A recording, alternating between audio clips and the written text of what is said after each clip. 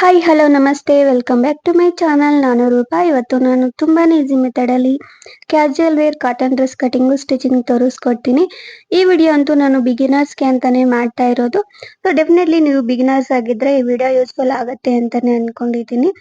So ಅದಕ್ಕಿಂತ ಮುಂಚೆ ಇನ್ನು ಯಾರೆಲ್ಲ ನನ್ನ ಚಾನಲ್ನ ಸಬ್ಸ್ಕ್ರೈಬ್ ಆಗಿಲ್ಲ, please subscribe to my channel. ಇದು ಕಂಪ್ಲೀಟ್ ಆಗಿ ಪ್ಯೂರ್ ಕಾಟನ್ ಫ್ಯಾಬ್ರಿಕ್ ಅಲ್ಲಿ ನಾನು ಸ್ಟಿಚಿಂಗ್ ಮಾಡಿರೋದು.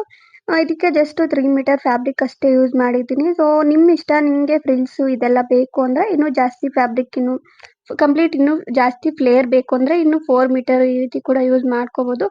ಇದು ನಾರ್ಮಲ್ ಆಗಿ ಔಟಿಂಗ್ಸ್ಗೆ ಈ ಥರ ಚೆನ್ನಾಗಿರುತ್ತೆ. ಸೊ ಕ್ಯಾಶುಯಲ್ ಅಂದರೆ ನಾರ್ಮಲ್ ಆಗಿ ಯೂಸ್ ಮಾಡ್ತೀವಲ್ಲ, ಸೊ ಡೈಲಿ ವೇರು ಆ ಥರ ಕಾಲೇಜ್ಗೆ ಈ ಥರ ಯೂಸ್ ಮಾಡ್ಕೋಬೋದು. ಚೆನ್ನಾಗಿರುತ್ತೆ, ಲುಕ್ ವೈಸ್ ಚೆನ್ನಾಗಿರುತ್ತೆ. ತುಂಬ ಸಿಂಪಲ್ ಕುರ್ತಿ. ಸೊ ತುಂಬ ಸಿಂಪಲ್ ಆಗಿ ಈಸಿ ಸ್ಟೆಪ್ಸಲ್ಲಿ ತೋರಿಸ್ಕೊಡ್ತೀನಿ ಯಾವ ರೀತಿ ಕಟಿಂಗ್ ಮಾಡ್ಕೋಬೇಕು, ಯಾವ ರೀತಿ ಸ್ಟಿಚಿಂಗ್ ಮಾಡ್ಕೋಬೇಕು ಅಂತ. ಡೆಫಿನೆಟ್ಲಿ ನಿಮಗೆ ಈ ವಿಡಿಯೋ ಯೂಸ್ಫುಲ್ ಆಗುತ್ತೆ. ಸೊ ಕೊನೆ ತನಕ ನೋಡಿ, ವಿಡಿಯೋ ಎಲ್ಲೂ ಸ್ಕಿಪ್ ಮಾಡಿದೆ. ಈ ಥರ ಕುರ್ತೀಸು ಇನ್ನು 3 ಲೇಯರ್ಸು ಇಲ್ಲ 4 ಲೇಯರ್ಸು ಈ ರೀತಿ ಕೂಡ ಸ್ಟಿಚಿಂಗ್ ಮಾಡ್ಕೋಬೋದು. ಬಟ್ ಇದು ಕಾಟನ್ ಫ್ಯಾಬ್ರಿಕ್ ಆಗಿರೋದ್ರಿಂದ ತುಂಬ ಸಿಂಪಲ್ ಆಗಿರುತ್ತೆ ಅಂತ ನಾನು ಜಸ್ಟ್ 1 ಲೇಯರ್ ಮಾತ್ರ ಸ್ಟಿಚಿಂಗ್ ಮಾಡಿದ್ದೀನಿ. ಲುಕ್ ವೈಸ್ ಚೆನ್ನಾಗಿದೆ. ಸೊ ವಿಡಿಯೋ ಸ್ಟಾರ್ಟ್ ಮಾಡೋದಕ್ಕಿಂತ ಮುಂಚೆ ಇನ್ನು ಯಾರೆಲ್ಲ ನನ್ನ ಚಾನಲ್ನ ಸಬ್ಸ್ಕ್ರೈಬ್ ಆಗಿಲ್ಲ, please subscribe to my channel. ಮತ್ತೆ ಲೇಟ್ ಮಾಡಿದೆ, ವಿಡಿಯೋನ ಸ್ಟಾರ್ಟ್ ಮಾಡೋಣ. ನೋಡಿ, ನಾನು ಇಲ್ಲಿ ಫ್ಯಾಬ್ರಿಕ್ ಬಂದು 3 ಮೀಟರ್ ಕಾಟನ್ ಫ್ಯಾಬ್ರಿಕ್ ತಗೊಂಡಿದ್ದೀನಿ. ಫ್ಯಾಬ್ರಿಕ್ ಕಾಟನ್ ಫ್ಯಾಬ್ರಿಕ್ ಯೂಸ್ ಮಾಡಬೇಕು ಅಂತ ಏನಿಲ್ಲ. ಇನ್ನು ರಿಯಾನ್ ಫ್ಯಾಬ್ರಿಕ್ಸ್, ಇನ್ನು ಬೇರೆ ತರ ಫ್ಯಾಬ್ರಿಕ್ಸ್ ಎಲ್ಲ ಸಿಗತ್ತೆ. ಸೊ ಅದು ಕೂಡ ಯೂಸ್ ಮಾಡ್ಕೋಬಹುದು. ಫಸ್ಟ್ ಈ ಫ್ಯಾಬ್ರಿಕ್ ಏನಿದೆ ಇದನ್ನ ಜಸ್ಟ್ ಈ ರೀತಿ ಸಪ್ರೇಟ್ ಮಾಡ್ಕೋಬೇಕು. ಬಾಡಿ ಪಾರ್ಟ್ಗೆ ಇಷ್ಟು, ಸ್ಲೀವ್ಸ್ಗೆ ಇಷ್ಟು ಅಂತ ನಾನು ಲೇಯರ್ಸ್ಗೆ ಇಷ್ಟು ಅಂತ ಈ ರೀತಿ ಸಪ್ರೇಟ್ ಮಾಡಿದ್ದೀನಿ. ಫಸ್ಟ್ ಅಲ್ಲೇ ನಾನು ತೋರಿಸ್ತಾ ಇದ್ದೀನಿ ನೋಡಿ, ಇದು ಸ್ಲೀವ್ಸ್ಗೆ ಅಂಡ್ ಬಾಡಿ ಪಾರ್ಟ್ಗೆ ಅಂಡ್ ಬಾಟಮ್ ಪಾರ್ಟ್ಗೆ ಈ ರೀತಿ ಸಪ್ರೇಟ್ ಮಾಡ್ಕೋಬೇಕು. ಎಷ್ಟೆಷ್ಟು ಸಪ್ರೇಟ್ ಮಾಡಿದ್ದೀನಿ ಅಂತ ನಾನು ಕಂಟಿನ್ಯೂ ಮಾಡ್ತಾ ಹೇಳ್ತೀನಿ. ಎಷ್ಟೆಷ್ಟು ಇಂಚಸ್ ಕಟಿಂಗ್ ಮಾಡ್ಕೋಬೇಕು ಅಂತ ಲೆಂತು ವಿಡ್ತ್ ಎಲ್ಲ ತೋರಿಸ್ಕೊಡ್ತೀನಿ. ನೋಡಿ, ನಾನು ಫಸ್ಟ್ ಬಾಡಿ ಪಾರ್ಟ್ಗೆ ಈ ರೀತಿ ಸಪ್ರೇಟ್ ಮಾಡ್ಕೊಂಡಿದ್ದೀನಿ. ಲೆಂತು ವಿಡ್ತು 43 ಅಂಡ್ 14 ಇಂಚಸ್ ತೊಗೊಂಡಿದ್ದೀನಿ. ಈ ರೀತಿ ವಿಡ್ತು ಲೆಂತು ನೋಡಿಕೊಂಡು ನೀವು ಕಟಿಂಗ್ ಮಾಡ್ಕೋಬೇಕು. ಇದು ಬಂದು ಕಂಪ್ಲೀಟ್ ಆಗಿ ಮೀಡಿಯಂ ಸೈಜ್ ಮೆಜರ್ಮೆಂಟ್ಸು. ಸೊ ನಿಮ್ಗಿನ್ನೂ ಜಾಸ್ತಿ ಬೇಕು ಅಂದರೆ ಸ್ವಲ್ಪ ಒಂದು 1 ಇಂಚು 2 ಇಂಚು ಎಕ್ಸ್ಟ್ರಾ ತೊಗೊಂಡು ನೀವು ಕಟಿಂಗ್ ಮಾಡ್ಕೋಬೋದು. ನೋಡಿ, ಲೆಂತ್ ನಾನು 14 ಇಂಚಸ್ ತೊಗೊಂಡಿದ್ದೀನಿ. ನಿಮಗೆ ಬೇಕು ಅಂದರೆ 14.5 ಈ ರೀತಿ ಕೂಡ ತೊಗೋಬೋದು. ನೋಡಿ, length 14 inches and width 11 inches ತೊಗೊಂಡಿದ್ದೀನಿ. ಇಲ್ಲಿ ಬಂದು ಶೋಲ್ಡರ್ ಲೆಂತು 6 ಇಂಚಸ್ಗೆ ಮಾರ್ಕ್ ಮಾಡಿದೆ. ಸೊ ನಾನು ಮೀಡಿಯಂ ಸೈಜ್ ಅಂತ ಹೇಳ್ದೆ ಅಲ್ವಾ, ನಿಮಗೆ ಇನ್ನು ಲಾರ್ಜ್ ಈ ಥರ ಬೇಕು ಅಂದರೆ 7 ಇಂಚಸ್ಸು ಈ ರೀತಿ ತೊಗೋಬೋದು.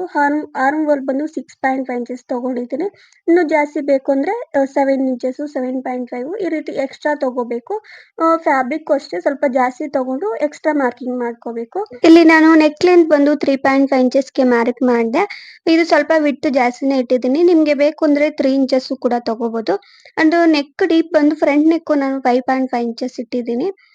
ನಿಮಗೆ ಸ್ವಲ್ಪ ಹೈ ನೆಕ್ ಬೇಕು ಅಂದರೆ ಬೋಟ್ ನೆಕ್ ಟೈಪಲ್ಲಿ 3.5 ಇಲ್ಲ 4 ಇಂಚಸ್ಸು ಕೂಡ ತೊಗೋಬೋದು. ಬಟ್ ನಾನು ಡೀಪ್ ಇಟ್ಟಿದ್ದೀನಿ, 5.5 ಇಂಚಸ್ ಇಟ್ಟಿದ್ದೀನಿ, ಚೆನ್ನಾಗಿರತ್ತೆ ಅಂತ. ಸೊ ಈ ರೀತಿ ಮಾರ್ಕಿಂಗ್ ಮಾಡಿಕೊಂಡು ಈ ಹಾರ್ಮ್ ಶೇಪ್ ಕಡೆ ಏನಿದೆ ಸ್ಲೀವ್ ಪಾರ್ಟ್ ಫ್ಯಾಬ್ರಿಕ್ಕು ಅದನ್ನು ಕಟಿಂಗ್ ಮಾಡ್ಕೋಬೇಕು. ಇದು ಕಟಿಂಗ್ ಆದಮೇಲೆ ಈ ಪಾರ್ಟ್ಸ್ ಏನಿದೆ ಇದು ನೀಟಾಗಿ ಸಪ್ರೇಟ್ ಮಾಡ್ಕೋಬೇಕು. ನಾನು ಫಸ್ಟಲ್ಲಿ ಹೇಳೋದನ್ನ ಮರ್ತೋದೆ, ಎಲ್ಲ ಫೋಲ್ಡ್ ಮಾಡಿ ತೋರಿಸ್ದೆ ಅಲ್ವಾ, 4 ಲೇಯರ್ಸ್ ಆಗಿ ಫೋಲ್ಡಿಂಗ್ ಮಾಡಿಕೊಂಡು ಈ ರೀತಿ ನೀಟಾಗಿ ಮಾರ್ಕಿಂಗ್ ಮಾಡ್ಕೋಬೇಕು. ನೋಡಿ, ಈ ಕಡೆ ಬಂದು ಫ್ರಂಟ್ ಪಾರ್ಟು, ಈ ಕಡೆ ಬ್ಯಾಕ್ ಪಾರ್ಟು.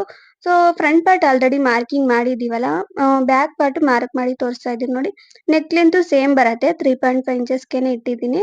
ಡೀಪು ಅಷ್ಟೇ ನಿಮ್ಗೆ ಎಷ್ಟು ಬೇಕೋ ಅಷ್ಟು ತೊಗೋಬೋದು. 3.5 ಇಲ್ಲ 3 ಇಂಚಸ್ಸು ಕೂಡ ತೊಗೋಬೋದು. ಇನ್ನೂ ಡೀಪ್ ಜಾಸ್ತಿ ಬೇಕು ಅಂದರೆ ಇಟ್ಕೋಬೋದು, ಬಟ್ ಚೆನ್ನಾಗಿರಲ್ಲ. ಇದು ನಾರ್ಮಲ್ ಆಗಿ ಯೂಸ್ ಮಾಡ್ತೀವಲ್ಲ ಕುರ್ತಿ ಟೈಪ್, ಅದಕ್ಕೆ 3 ಇಂಚಸ್ಸು ಬೆಟರು, ಇಲ್ಲ 3.5 ಇಟ್ಕೊಂಡ್ರೆ ಆಗತ್ತೆ. Deep only back part. So ಇದಕ್ಕೆ ಈ both front part back part ಏನಿದೆ ಇದಕ್ಕೆ ನೆಕ್ ಪಟ್ಟಿ ಅಟ್ಯಾಚ್ ಮಾಡ್ಕೋಬೇಕು. ನಾನು ಇದರಲ್ಲಿ ಫ್ಯಾಬ್ರಿಕ್ಕು ಸ್ವಲ್ಪ ಕಮ್ಮಿ ಇತ್ತು, ಅದಕ್ಕೆ ಬೇರೆ ಫ್ಯಾಬ್ರಿಕ್ ಯೂಸ್ ಮಾಡಿಕೊಂಡು ಇದು ನೆಕ್ ಪಟ್ಟಿ ಏನಿದೆ ಅದನ್ನು ಅಟ್ಯಾಚ್ ಮಾಡ್ತಾ ಇದ್ದೀನಿ. ಇದು ನೆಕ್ ಪಾರ್ಟಿಗೆ ಎಷ್ಟು ಬೇಕೋ ಅಷ್ಟು ನಾನು ಕಟಿಂಗ್ ಮಾಡ್ಕೊಂಡಿದ್ದೀನಿ. ನಾನು ಸ್ಟಿಚ್ ಮಾಡ್ತಾ ಇರೋ ಫ್ಯಾಬ್ರಿಕ್ ಬಂದು ಕ್ರೇಪ್ ಫ್ಯಾಬ್ರಿಕ್ಕು, ಇದು ಪಟ್ಟಿ ಪಾರ್ಟ್ದು. ಸೊ ನೀವು ಯಾವುದೇ ಫ್ಯಾಬ್ರಿಕ್ ಆದರೂ ನಿಮ್ಮ ಹತ್ರ ಯಾವ್ದು ಅವೈಲೇಬಲ್ ಇದ್ದರೆ ಅದನ್ನು ಅಟ್ಯಾಚ್ ಮಾಡ್ಕೋಬೋದು. ಇನ್ನೂ ಬೇರೆ ಥರ ಡಿಫ್ರೆಂಟ್ ಆಗಿ ಸೇಮ್ ಇದೇ ಮೆಥಡಲ್ಲೇ ಕಟಿಂಗ್ ಮಾಡಿಕೊಂಡು ಕೂಡ ಅಟ್ಯಾಚ್ ಮಾಡ್ತಾರೆ. ಬಟ್ ಫ್ಯಾಬ್ರಿಕ್ ಕಮ್ಮಿ ಇದ್ದರೆ ಈ ರೀತಿ ಸ್ಟ್ರೈಟ್ ಆಗಿ ಕಟಿಂಗ್ ಮಾಡಿಕೊಂಡು ಅಟ್ಯಾಚ್ ಮಾಡ್ಕೋಬೋದು. ಇದು ಜಸ್ಟ್ ಲೆಂತು ಎಷ್ಟಿದೆಯೋ ಅಷ್ಟು ನೋಡಿಕೊಂಡು ಕಟಿಂಗ್ ಮಾಡ್ಕೋಬೇಕು. ವಿಡ್ತ್ ಮಾತ್ರ ಒಂದು 2 ಇಂಚಸ್ ಇಲ್ಲ 1.5 ಇಂಚ್ ಈ ರೀತಿ ತೊಗೊಂಡು ಇದಕ್ಕೆ ಅಟ್ಯಾಚ್ ಮಾಡ್ಕೋಬೇಕು.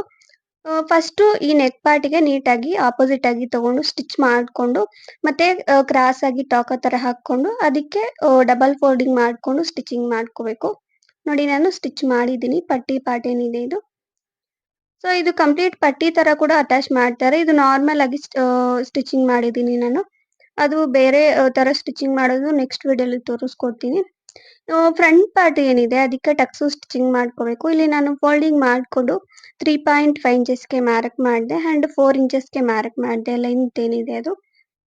ಸೊ ಇದನ್ನ ಸ್ಟಿಚಿಂಗ್ ಮಾಡೋದ್ರಿಂದ ಫ್ರಂಟ್ ಅಲ್ಲಿ ಏನಿದೆ ನಮ್ಮ ಚೆಸ್ಟ್ ಪಾರ್ಟ್ ಬಸ್ಟ್ ಸೈಜು ಅದು ಸ್ವಲ್ಪ ಅಗಲ ಬರತ್ತೆ ಅಂಡ್ ನಮ್ಗೆ ವೇರ್ ಮಾಡೋದಕ್ಕೂ ಸ್ವಲ್ಪ ಕಂಫರ್ಟ್ ಇರತ್ತೆ. ಅದಕ್ಕೆ ನಾನು ಜಸ್ಟ್ ಈ ರೀತಿ ಒಂದು 1 ಇಂಚ್ ಅಷ್ಟು ಫ್ಯಾಬ್ರಿಕ್ ಲೈಟ್ ಆಗಿ ಈ ರೀತಿ ಇಟ್ಕೊಂಡು ಸ್ಟಿಚಿಂಗ್ ಮಾಡಿದೀನಿ. ಓನ್ಲಿ ಫ್ರಂಟ್ ಪಾರ್ಟ್ ಮಾತ್ರ. ಇಲ್ಲಿ ನಾನು ತೋರಿಸ್ತಾ ಇದ್ದೀನಿ ನೋಡಿ, ಇಲ್ಲಿ ಶೋಲ್ಡರ್ ಪಾರ್ಟ್ ಏನಿದೆ ಅಲ್ಲಿ ಡೌನ್ಗೆ ಒಂದು 1/2 ಇಂಚ್ ಅಷ್ಟು ಕಟಿಂಗ್ ಮಾಡ್ಕೋಬೇಕು.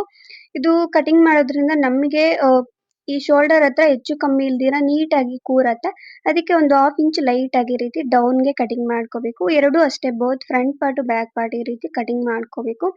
ಆಕ್ಚುಲಿ ಇದನ್ನ ಕಟಿಂಗ್ ಮಾಡ್ದಾಗೆ ಕಟಿಂಗ್ ಮಾಡ್ಕೋಬೇಕು. ಸೊ ನೀವೇನಾದ್ರೂ ಮರ್ತಿದ್ರೆ ಈ ರೀತಿ ಸ್ಟಿಚಿಂಗ್ ಮಾಡಿದಾಗ ಬಾಡಿ ಪಾರ್ಟ್ ಏನಿದೆ ಅದು ನೀಟಾಗಿ ಕಟಿಂಗ್ ಮಾಡ್ಕೋಬೇಕು. ಸೊ ಕಂಪ್ಲೀಟ್ ಆಗಿ ಬಾಡಿ ಪಾರ್ಟ್ ರೆಡಿ ಆಯ್ತು. ಸ್ಲೀವ್ಸ್ ಕಟಿಂಗ್ ತೋರಿಸ್ತೀನಿ. ಸ್ಲೀವ್ಸ್ ಲೆಂತ್ ವಿಡ್ತ್ ನಾನು ಸ್ಕ್ರೀನ್ ಮೇಲೆ ಹಾಕಿದ್ದೀನಿ. ಸೇಮ್ ಅಷ್ಟೇ ಬರುತ್ತೆ. ಸ್ವಲ್ಪ ಲೆಂತ್ 15 ಇಂಚಸ್ ತಗೊಂಡಿದ್ದೀನಿ. ವಿಡ್ತ್ ಸೇಮ್ ಇರತ್ತೆ. ಸೊ ಇದನ್ನ ಜಸ್ಟ್ ಈ ರೀತಿ 4 ಲೇಯರ್ಸ್ ಆಗಿ ಫೋಲ್ಡಿಂಗ್ ಮಾಡ್ಕೋಬೇಕು. ಇದನ್ನ ನೋಡ್ಕೋಬೇಕು. ಆ ಕಡೆ ಓಪನ್ ಪಾರ್ಟ್ ಈ ಕಡೆ ಫೋಲ್ಡಿಂಗ್ ಪಾರ್ಟ್ ಅದನ್ನ ನೋಡ್ಕೊಂಡು ನೀವು ಲೆಂತ್ ವಿಡ್ತ್ ಕಟಿಂಗ್ ಮಾಡ್ಕೋಬೇಕು. ನೋಡಿ ನಾನು ಲೆಂತ್ 15 ಇಂಚಸ್ ತಗೊಂಡಿದ್ದೀನಿ. ವಿಡ್ತ್ 10.5 ಇಂಚಸ್ ತಗೊಂಡಿದ್ದೀನಿ. ಅಂಡ್ ಇಲ್ಲಿ ಸ್ಲೀವ್ ಶೇಪ್ ತೆಗೆದಕ್ಕೆ 2.5 ಇಂಚಸ್ಗೆ ಮಾರ್ಕಿಂಗ್ ಮಾಡಿದೆ. ಇದು 3/4 ಸ್ಲೀವ್ ಅಂತೀವಲ್ಲ, ಸೊ ನಾರ್ಮಲ್ ಸ್ಲೀವ್ ಬರುತ್ತೆ. ಅಂಡ್ ಇಲ್ಲಿ 7.5 ಇಂಚಸ್ಗೆ ಮಾರ್ಕ್ ಮಾಡಿದೆ. ಎಕ್ಸ್ಟ್ರಾ ಫ್ಯಾಬ್ರಿಕ್ ಏನಿದೆ ಅದನ್ನ ರಿಮೂವ್ ಮಾಡೋದಕ್ಕೆ ಈ ರೀತಿ ಮಾರ್ಕಿಂಗ್ ಮಾಡ್ಕೊಂಡು ನೀಟಾಗಿ ಎಕ್ಸ್ಟ್ರಾ ಪಾರ್ಟ್ ಫ್ಯಾಬ್ರಿಕ್ ಏನಿದೆ ಅದನ್ನ ನೀಟಾಗಿ ಕಟಿಂಗ್ ಮಾಡ್ಕೋಬೇಕು. ಸ್ಲೀವ್ಸ್ ತುಂಬಾ ಈಸಿಯಾಗಿ ಕಟಿಂಗ್ ಮಾಡೋದು. ಒಂದ್ ಟ್ರೈ ಮಾಡಿ ನೋಡಿ, ಈಸಿಯಾಗಿರತ್ತೆ ನೋಡಿ. ಇದನ್ನ ಜಸ್ಟ್ ಈ ರೀತಿ ಫೋಲ್ಡಿಂಗ್ ಮಾಡ್ಕೊಂಡು ಸ್ಟಿಚಸ್ ಹಾಕೋಬೇಕು. ಸೊ ಇದಕ್ಕೆ ಲೈನಿಂಗ್ ಏನು ಇಲ್ಲ ಅಲ್ವಾ, ತುಂಬಾ ಈಸಿಯಾಗಿ ಸ್ಟಿಚಿಂಗ್ ಮಾಡ್ಕೋಬಹುದು. ಲೈನಿಂಗ್ ಇದ್ರೆ ಸ್ವಲ್ಪ ಪ್ರೋಸೆಸ್ ಅನ್ಸತ್ತೆ. ಸೊ ನೀವು ಫ್ಯಾಬ್ರಿಕ್ ಚೂಸ್ ಮಾಡಿದಾಗ ಇನ್ನು ರಿಯಾನ್ ಫ್ಯಾಬ್ರಿಕ್ಸ್ ಇನ್ನು ಡಿಫ್ರೆಂಟ್ ಫ್ಯಾಬ್ರಿಕ್ ಸಿಗುತ್ತೆ, ಆರಾಮಾಗಿ ನೀವು ಸ್ಟಿಚಿಂಗ್ ಮಾಡ್ಕೋಬಹುದು. ಜಸ್ಟ್ ಈ ಸ್ಲೀವ್ಸ್ ಏನಿದೆ ಅದನ್ನ ಅಟ್ಯಾಚ್ ಮಾಡ್ಕೊಂಡು ಸೈಡ್ ಫಿಟ್ಟಿಂಗ್ ಮಾಡ್ಕೋಬೇಕು ಬಾಡಿ ಪಾರ್ಟ್ಗೆ. ಇವಾಗ ಬಾಟಮ್ ಪಾರ್ಟ್ ಕಟಿಂಗ್ ತೋರಿಸ್ತೀನಿ. ನಾನು ಫ್ಯಾಬ್ರಿಕ್ ಎಲ್ಲ ತೋರಿಸ್ತಾ ಇದ್ದೀನಿ, ಸ್ಕ್ರೀನ್ ಮೇಲೆ ಹಾಕಿದ್ದೀನಿ ಎಷ್ಟು ಫ್ಯಾಬ್ರಿಕ್ ತಗೊಂಡಿದ್ದೀನಿ ಅಂತ. ಇಲ್ಲಿ ನಾನು ಬಾಟಮ್ ಪಾರ್ಟ್ಗೆ 2 ಪೀಸಸ್ ತಗೊಂಡಿದ್ದೀನಿ. 2 ಪೀಸಸ್ ಈ ರೀತಿ ಕಟಿಂಗ್ ಮಾಡ್ಕೊಂಡು ಸಪರೇಟ್ ಮಾಡ್ಕೊಂಡಿದ್ದೀನಿ.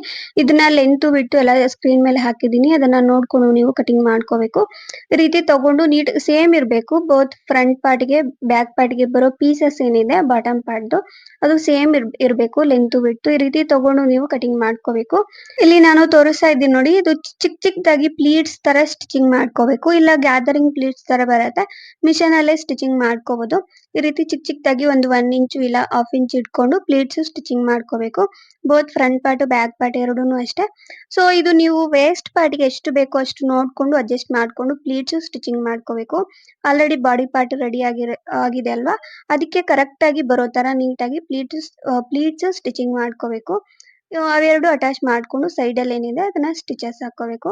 ಸೊ ಕಂಪ್ಲೀಟ್ ಆಗಿ ಬಾಡಿ ಪಾರ್ಟ್ ಸ್ಲೀವ್ಸ್ ಈ ಬಾಟಮ್ ಪಾರ್ಟ್ ರೆಡಿ ಆದ್ಮೇಲೆ ರಿಮೈನಿಂಗ್ ಫ್ಯಾಬ್ರಿಕ್ ಏನಿದೆ ಅದು ಕಂಪ್ಲೀಟ್ ಆಗಿ ಈ ಫ್ರಿಲ್ಸ್ ಪಾರ್ಟ್ ಗೆ ಯೂಸ್ ಮಾಡ್ಕೋಬೇಕು. ನೋಡಿ ರಿಮೈನಿಂಗ್ ಫ್ಯಾಬ್ರಿಕ್ ನಾನು ಫ್ರಿಲ್ಸ್ ಪಾರ್ಟ್ ಗೆ ತೋರಿಸ್ತಾ ಇದ್ದೀನಿ ನೋಡಿ. ಕಂಪ್ಲೀಟ್ ಆಗಿ ಈ ರೀತಿ 14 ಇಂಚಸ್ಗೆ ಮಾರ್ಕಿಂಗ್ ಮಾಡ್ತಾ ಇದ್ದೀನಿ. ಫ್ರಿಲ್ಸ್ ಲೆಂತ್ ಬಂದು 14 ಇಂಚಸ್ ತಗೊಂಡಿದ್ದೀನಿ. ಈ ರೀತಿ 3 ಲೇಯರ್ಸ್ ತರ ಬರುತ್ತೆ.